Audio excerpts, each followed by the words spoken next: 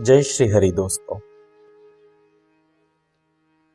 एक संत से सुनी हुई कथा है। एक राजा को कोई संतान नहीं थी। उसे बुढ़ापा आ रहा था और वह अपना उत्तराधिकारी ढूंढना चाहता था। राजा बड़ा भक्त हृदय था और चाहता था कि कोई भक्त हृदय युवा ही अगला राजा बने। उसने नगर में घोषणा करा दी कि कल सुबह जो भी युवा राजमहल आकर नगर के बाजार से होते हुए नगर के बाहर स्थित पहाड़ की परिक्रमा करके शाम तक राजमहल सबसे पहले लौट आएगा, उसे ही अगला राजा घोषित कर दिया जाएगा। सुबह राजमहल में नगर के युवाओं की भीड़ लग गई। सभी ने सोचा कि यह तो बहुत ही आसान है। नगर के बाहर ही पहाड़ है, उसकी परिक्रमा करने में घंटा भर लगेगा और दयालु राजा ने तो शाम तक का समय दिया है। सभी चल पड़े। पर उस दिन नगर के बाजार की रौनक ही कुछ और थी, क्योंकि राजा ने नगर के बाजार में सभी प्रकार की सुविधाएं उस दिन के लिए मुफ्त करवा दी थी। सभी प्रकार के सोना, चांदी, हीरा, मोती, खाने पीने की स्वादिष्ट सामग्री, कपड़े, मनोरंजन के लिए नृत्य आदि सभी सुविधाएं मुफ्त थी।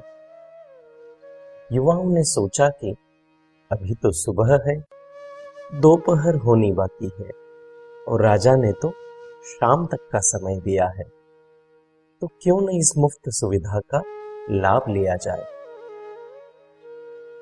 कोई सोना चांदी लेकर घर भागा, कोई हीरे मोती के आभूषण लेकर घर भागा, कोई पकवान खाने बैठ गया और कोई नृत्य देखने में यानी मनोरंजन करने में डूब गया।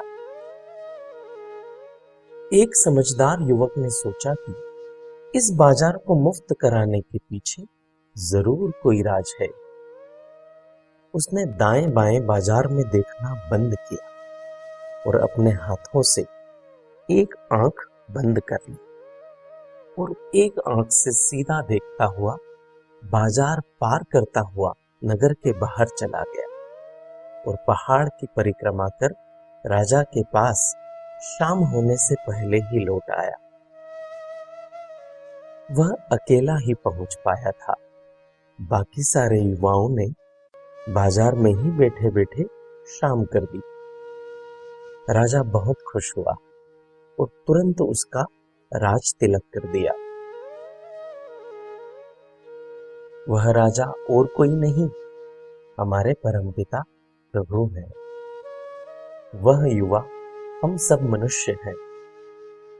प्रभु ने हमें माता के गर्भ से मुक्त कर दुनिया के बाजार यानी माया रचित दृश्यों से बचकर वापस जीवन की शाम होने तक अपने पास बुलाने का आदेश देते हुए भेजा है, ताकि प्रभु हमें इन 84 लाख योनियों के चक्रव्यूह से मुक्ति दे सके। प्रभु के धाम पहुंचने पर प्रभु हमारा स्वागत कर हमें अपने श्री कमल चरणों में सदैव के लिए स्थान दे देंगे। पर जीव संसार में आकर माया रचित संसाधनों में उलझ जाता है। वह बचपन, जवानी और बुढ़ापे तक उलझा ही रहता है। कोई बिरला भक्त ही अपनी एक आंख बंद करके यानी एकमात्र प्रभु प्राप्ति की दृष्टि और लक्ष्य लेकर प्रभु तक पहुंच पाता है।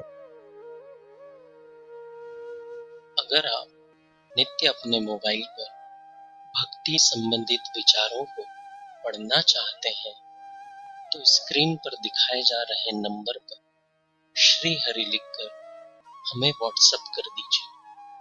जय श्री हरि।